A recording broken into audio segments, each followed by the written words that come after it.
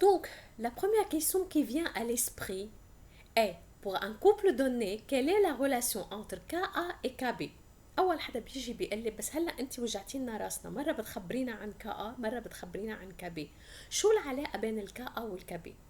Donc, KA, je répète, on parle de KA quand l'espèce réagit avec l'eau pour libérer H3O+.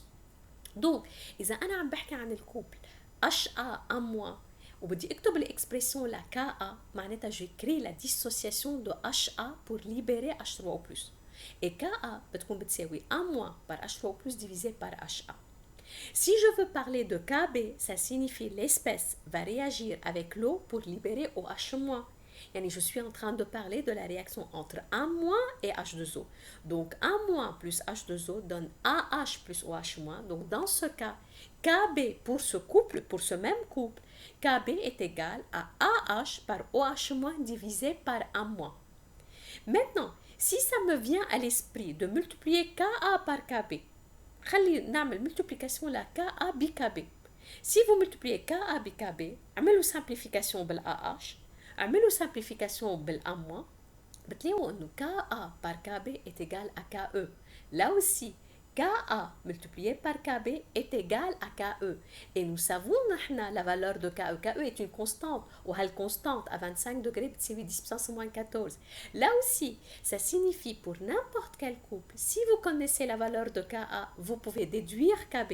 Et si vous connaissez la valeur de KB, vous pouvez déduire KA. مثل ما قلنا قبل بكذا سلايد فوق انه حيلا سوليوشن لما بنكون بنعرف الاشتر او بلس بنقدر نستنتج الاو اتش ما والعكس صحيح لانه اشتر او بلس بار او اتش ما ايجال ا كا او وهون كا ا بار كا بي ايجال ا كا او. انا اذا ما معي كا ا وكا بي معي بي كا ا وبي كا بي فيني دغري اقول اذا كان كا ا فوا كا بي ايجال ا كا او faisons log. Donc log de ka fois kb égale log de ke. Donc log de ka plus log de kb égale log de ke. Log de ka يعني moins pka. Log de kb plus log de kb moins kb.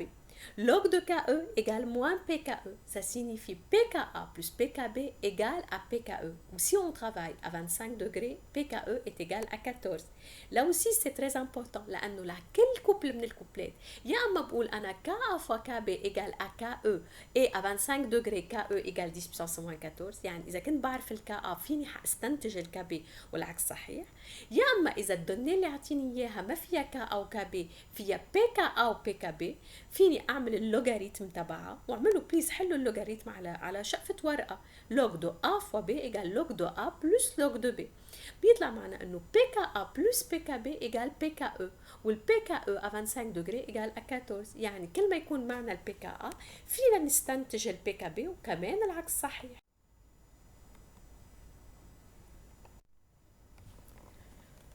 Nous avons déjà dit qu'un acide fort, c'est un acide qui se dissocie complètement pour donner les ions et il ne reste aucun acide sous sa forme moléculaire, tandis qu'un acide faible, donc c'est un électrolyte faible, il se dissocie partiellement, c'est-à-dire à n'importe quel moment, on va trouver des espèces moléculaires et on va trouver les ions résultant de la dissociation.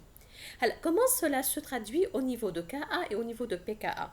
Nous l'avons déjà dit aussi que une valeur élevée de Ka signifie que l'acide est un peu plus fort, que la valeur de pKa est faible. يعني كل ما كان الأسيد فور أكتر كل ما كانت الفالور للكا كبيرة يعني كل ما كانت الفالور للبكا صغيرة. Allons à l'extrême. Si on parle d'un acide qui est très fort, un acide qui est plus fort que H3O+, معناتها هو acide عنده valeur de Ka extrêmement élevée. فالور لا كا كتير كتير كبيرة معناتها لا فالور دو بي كا يلي هي موان لوغ دو كا بتكون كتير كتير صغيرة. دونك لي فالور دو بي كا بيكونوا نيجاتيف عادة وعادة هيدولي هالاسيد فور بقلب التابل ما بنلاقيلهم الفالورات لا كا ولا لا بي كا. وحتشوفوا بعدين بالتالي حتكون طريقة إذا كنتوا انتوا ناسين كانوا هالاسيد إلي فور ولا فاب بتطلعوا بالدوني إذا ما جايبيلكم سيرة عن الكا أو البي كا تبعيته معناتها عم نحكي عن اسيد فور. Donc, بينما l'acide il est faible, donc c'est un acide qui est faiblement dissocié, donc il a une valeur de Ka. Cette valeur de Ka, elle est donnée et elle se trouve dans les tables et la valeur de pKa, c'est une valeur positive. كمان ساعتها اي اسيد بتطلعوا بالدوني بتلاقوا عاطينكم فالور لا كا او لا بي كا لإله معناتها c'est un acide faible. De la même manière, pour une base forte, c'est une base qui a une valeur extrêmement élevée de Kb, et dans ce cas, la valeur de pKb, elle est négative, alors que pour une base faible, on a des valeurs de Kb données, donc et des valeurs de pKb qui sont positives. كمان هيدي بتكون طريقة لتقدروا تستنتجوا إذا كنتم منكم متأكدين كان هالباس فورت ولا لا. بتطلعوا بالدنيا اذا ما جايب لكم سيره عن الكابي او البي كابي اللي لها معناتها هي اكيد سيت اون باس فورت، يعني معناتها بيعني الفالور للكابي تبعيتها اكستريمومون الفي والفالور للبي كابي بتكون نيجاتيف.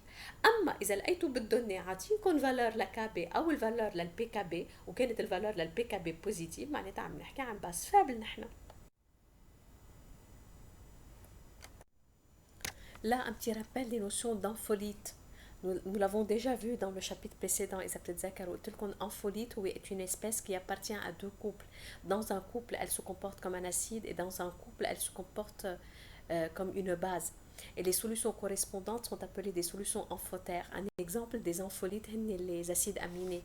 Les biochimistes ce sont des espèces qui possèdent à la fois une fonction acide, la fonction COH, et une fonction basique, la fonction NH2.